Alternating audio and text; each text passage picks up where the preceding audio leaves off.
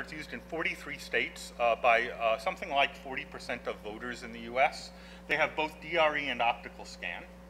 The centerpiece of the system is their DRE machine, which is called an Ivotronic. It's not, in spite of the punctuation, it's not made by Apple. It's basically a custom computer that runs proprietary firmware with a touch screen on it. The models used in Ohio have a printer attachment that, after you select a candidate, it prints out the fact that you've selected the candidate on this continuous roll printer to allow for non-electronic recounts. And that's called a voter-verified paper audit trail. These machines are controlled by the special module that basically turns them on for each voter, called a personalized electronic ballot, or a PEB, which is this little module that turns the Ivotronic on. So here's what it looks like.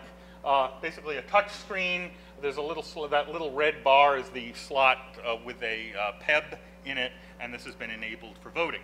Here's the printer. It's on the side, a close-up of the printer that's on the side. Basically prints a little barcode at the end of who you voted for, so that the barcodes can be scanned in the event of a recount. Now, is there a problem with that? Is that actually voter verified? Well, most of us can read barcodes, so why not everyone else? This is the little personal electronic ballot module. There's a quarter next to it, give you kind of an idea of scale. It's basically an infrared device with a magnet in it. The magnet turns on the computer, and then it communicates by this ERDA protocol through this little window that you can't quite see here. So the software for the Ivotronic DRE is an Intel 386. Has about 88,000 lines of code written in C and assembly, plus there were some libraries that we turned out not to get, and some additional software that's specific to the back-end system for provisioning it and counting the results out of it. There's an optical scan system called the Model 100, is the precinct optical scan counter. Basically it looks kind of like a fax machine sitting on top of a shredder, although it doesn't actually have a shredder or a fax machine in it, we were assured. It's basically a scanner that sits on top of a ballot box that's locked. It'll accept or reject your ballot. If you try to vote for 2 people for president, it'll reject your ballot rather than just saying, okay, thanks, and taking a spoiled ballot. So it has better usability than just dropping it in a ballot box by itself. And the thing that scans your ballot also counts your vote for the precinct. And there's an internal memory card that holds both the ballot definition that it accepts and the tally that's going on during the election. So here's what one of them looks like. Again, it's sort of, fax machine shredder looking thing, and there's a ballot sticking in the front, and then it just uses these little PCMCIA form factor memory cards for it. Now the software for that, it's also an Intel 8086 class processor with about 30,000 lines of code, and again, code in the back end. And there's a central count system, and that was the fun one to evaluate. It's this high-speed batch scanner. We had them send us one. It had to be delivered by truck. One of us got a back injury trying to deliver it. Hi, Adam. Hope you're feeling better. This is what the thing looks like, and the cool thing about it is it's designed to process, all of the ballots for an election in one day. So the ballots move in really fast into the ballot box, except they didn't actually give us the ballot box that catches them. So what ends up happening is the ballots go in and then shoot out through the side of them and kind of hit the wall. And if you're standing on the other side of it, you can get like a really deep paper cut. We were trying by the end of it, putting little saw blades through it and things like that, see what it could do.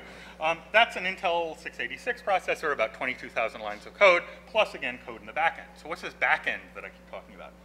So the back-end system for running the elections is called Unity. It's their election management suite. Again, it does ballot definition, provisioning of the Ivotronics, the DREs, the precinct optical scan counters, and the central count systems, and then collecting the results from all of those precincts, producing a tally, printing out the official results for the counties, different races in the county, and then auditing and recount. Basically, this is a software package. It runs on a Windows PC in the county office. It's designed to run on a single PC, but since you're doing a lot of different voting machines, what a lot of counties typically do is use Windows networking and a shared file system on this database to read, to allow multiple machines to run on this. So there's this little Windows box or network of Windows boxes running this special software suite back in the county. So what's this look like? Well, this is a standard, again, a standard Windows platform. It's about 400,000 lines of code written in C, C++, SQL, Visual Basic, and COBOL. And that was exciting to discover. And again, it includes, you get this with customized modules. If your county only bought DREs, you don't get the optical scan stuff. But you can mix and match and get whatever modules for counting and provisioning and ballot definition you need.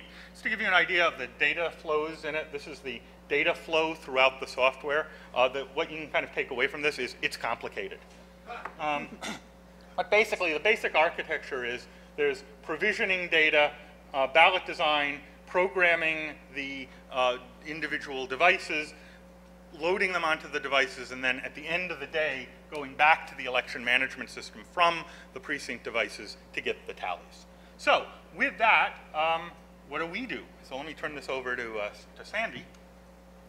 Yeah, I get to tell you the fun stuff. So the first thing, of course, we had to do was set up a secure environment. And we turned one of our offices into a SCIF, and we changed all the locks, and we got in trouble with the university locksmith again. And we took possession of a whole bunch of safes, because everything we worked on, every piece of paper we printed out, our lab notebooks, everything had to be locked in a safe every time we left the SCIF. This source code, ES&S stuff, was protected better than Cheney's undisclosed location. So what did we do? Well, there were 7 of us. We had less than 10 weeks, and we had 700,000 lines to go through. No methodology, no checklist that we could have made up was going to be able to get through all of this. So basically, we did triage. We divided everything up into parts, and everybody sat down and said, okay, how do I attack this? So what exactly did we find? Well, here's a list.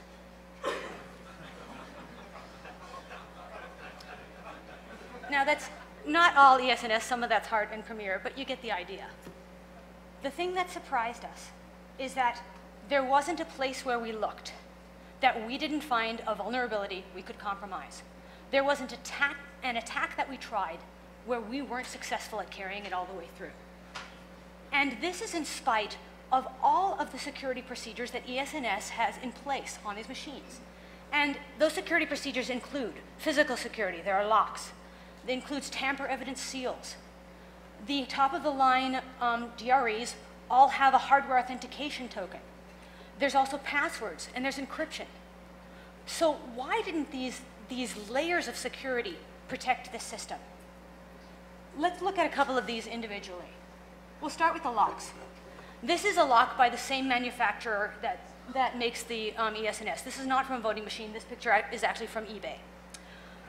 They are cheap cabinet or filing cabinet wafer locks. You can buy them anywhere. You can get the keys anywhere. You can get the blanks anywhere. Yeah, and by the way, I should point out, we know this because they forgot to ship us the keys for a couple of weeks. So we ended up, the only way we were able to use them.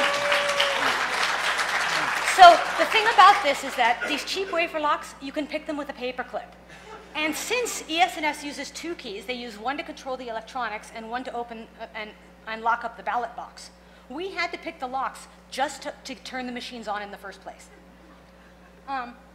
The fact that they use 2 keys is the real problem.